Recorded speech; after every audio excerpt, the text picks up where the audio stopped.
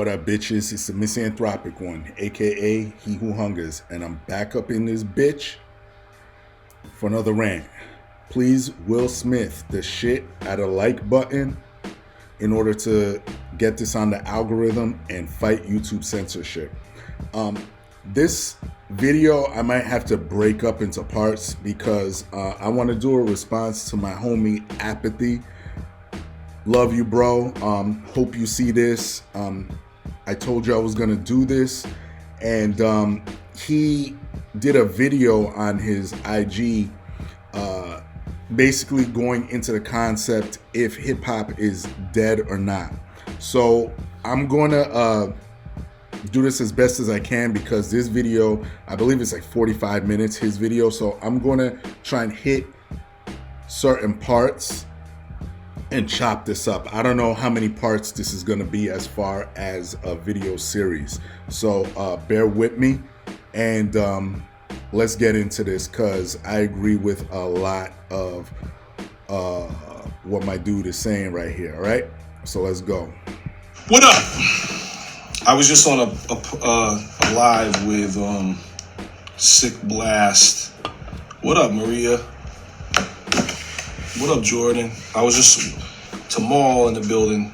I was just on a live. So we're gonna talk about this. I suggest you guys stay. I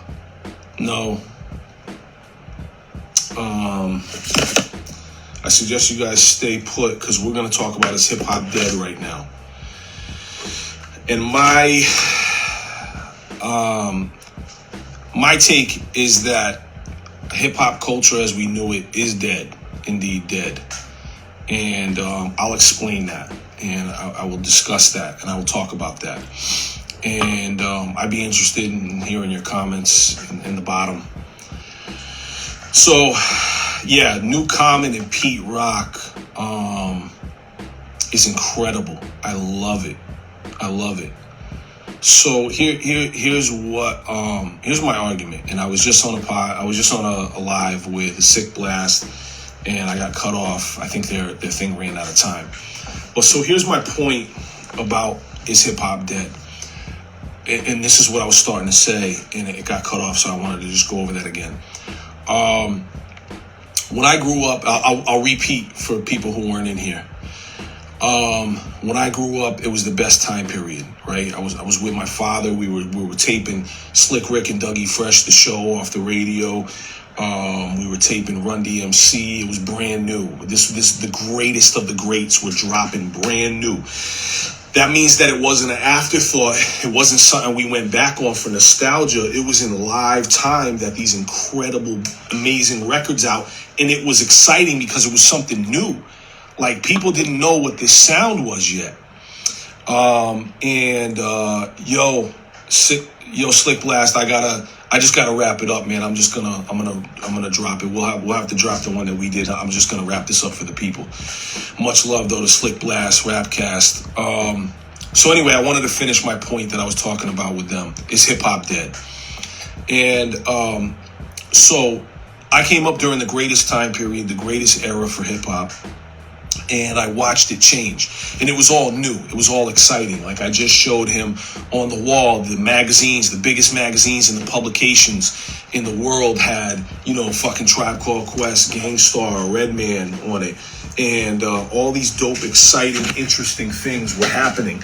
And you had on the radio stations, you had classic, amazing hip-hop being played on these radio stations. Black Moon and fucking OC and Organized Confusion being played on Hot 97. Okay? So the culture was alive and flourishing. When I was young, there were people who were b-boying, and these were done at like grimy events, and it felt very real and organic, and it wasn't dressed up, and it wasn't pre-packaged and beautifully packaged. We were young kids using whatever the fuck we had to make the best shit possible. We had graph crews who were really fighting each other and really trying to get up, and things that were really fucking happening. It wasn't, once again, pre-packaged and consumerism and graffiti dolls that you could buy online for $95 for fucking a guy spray painting a fucking graffiti piece, and all of this stereotypical shit that is a caricature of what the hip hop culture was. It's cool. I'm not gonna knock anybody for that, but it just feels like a fucking caricature after effect. You know what I'm saying? It's like when pirates really existed, shit was really grimy and fucked up with pirates, with what they would do. But now at Disney World, they have a nice, clean pirate ride, and everything's fun fucking pirates and happy pirates. See, this is what I've been saying. This is why me and my homie Apathy are like this. I'm not down with the cleanliness, I guess you could say. I remember back in the day, you had to go to record shops. And I may be sounding like a broken record, but this is facts. You had to go to record shops. You had to work or somehow beg mom or dad or whoever, yo, I need this record. I need to have it. And when you started working, you would save up your money for that Tuesday or whenever release day. I think it was Tuesday back in the day. And you would go to these stores, pick up the CD. You would know the staff at wherever you went because you were always in there. You would start talking to people relating to the albums because you had a physical CD. The artwork was amazing. Dude, the smell of the inserts, just everything about it just meant something. Now everything's just, clean and organized, and let me let him talk because he says it way better than me. Just give me a sec. Let me go back. To smile, and they got fun swords and adventures. It's bullshit. It's a fucking caricature of what was happening. Hip-hop was a three-dimensional thing you were living in. It was a culture. It happened in people's basements. You were going over a friend's house and putting together equipment that didn't work with each other to make shit happen. It wasn't pretty. It wasn't polished. It wasn't technologically savvy. And it wasn't on the fucking internet to be used and disposed. In these days, when you bought these magazines, when you bought the Source magazines, you read these a million fucking times. You looked at the picture 100 million fucking times in these things. When you opened it up and you saw what the hottest new songs were, you read it and looked at it a million fucking times. You cut out the small images to make little collages on shit because you were obsessed with hip hop. This was the culture. You looked at what they wore and you were obsessed with it. It was fucking incredible. It was fucking amazing in those days. It wasn't like, yeah, let me just check. Oh, word, this new dude got a new song out. All right, I'm going to check it real quick. Maybe I'll throw it on a Spotify list. And that's it. It's in the fucking ether. It doesn't exist anywhere. This is what we did back in the day, bro. Look it. This is what the fuck we did. Ready? Oh, new tape? Amazing. I'm going to listen to it 3,000 times, and I'm going to memorize that Greg the motherfucking Man was the engineer on this album and all the shout-outs they gave on this album. I'm going to look at their picture 5,000 times. I'm going to appreciate and absorb it. Oh, this is a crazy picture. They took it in the fucking rear fucking window of a car. This shit was real. This was fucking real. This was how we lived. We were obsessed with it. And that goes on to my point, when it comes down to physical versus digital.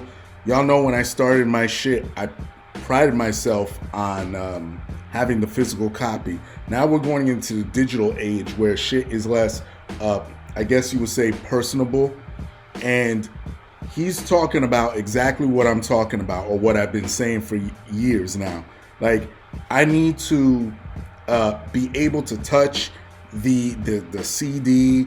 I want to be able to touch the actual insert, read the engineers, all the little liner notes. All that shit is important. You know what? And let me say this too. because I'm kind of taking advantage of the situation of this whole digital thing, because I live in a condo, so I'm trying not to get buried in a lot of collectibles, so it kind of works out in my favor selfishly. But in reality, when you're talking about hip-hop culture, yeah, I'm with him 100%. I'm with Apathy, because what was known back then, even what he was describing with ciphering, doing certain things, you had to go way out of your way. Now it just is. You know what I mean? So yeah, I totally agree with him there. Let's keep going. We walked miles and miles. We begged, borrowed, and stole to fucking get the money to buy these things. We held our fucking idols high, and we didn't question shit. We fucking supported them, and we loved them. They were fucking the highest level that you could possibly be. We memorized lyrics. We wrote down the lyrics in fucking notebooks.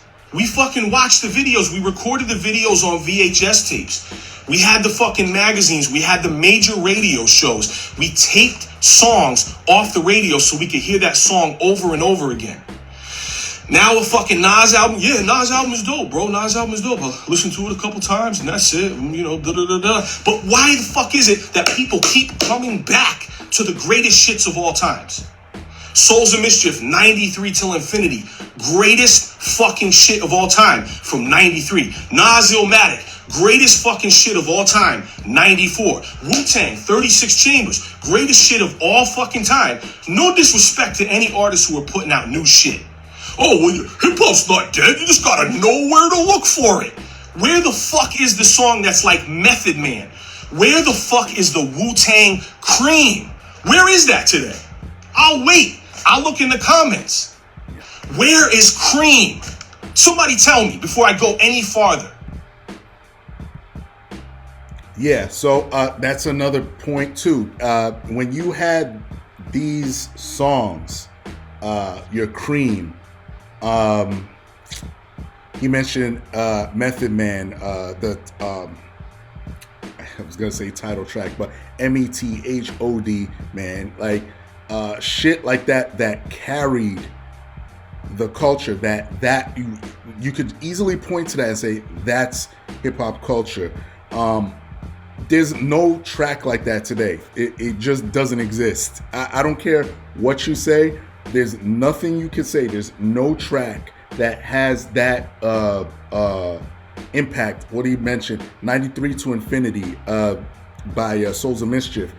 There is none. Those are timeless songs. You hear the beat, you're in. You're hooked. That's why so many people nowadays, they still go back and rhyme over that stuff. What's another one that I would say? Shook Ones by Mobb Deep. Shook Ones Part 2. Y'all know. It just is. There's nothing like that today that hits heavy like that. There really isn't. So, how long is this? Wow, 13 minutes.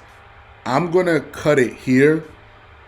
And what I'm going to do is I might go forward to another spot and maybe do this as like, maybe drop it maybe every couple days or whatever and respond to this because I don't want to make this too long. It's already long enough as it is. And I already know people are going to love this topic. It's going to be red hot. So y'all know the deal. Leave your love, leave your hate. Most of all, subscribe. Shout out to my nigga Apathy. Keep doing what you're doing. I'm looking forward to Shore Life. Connecticut Casual Part 2 came out. If you don't have it, pick that shit up. And that's it. Peace, bitches.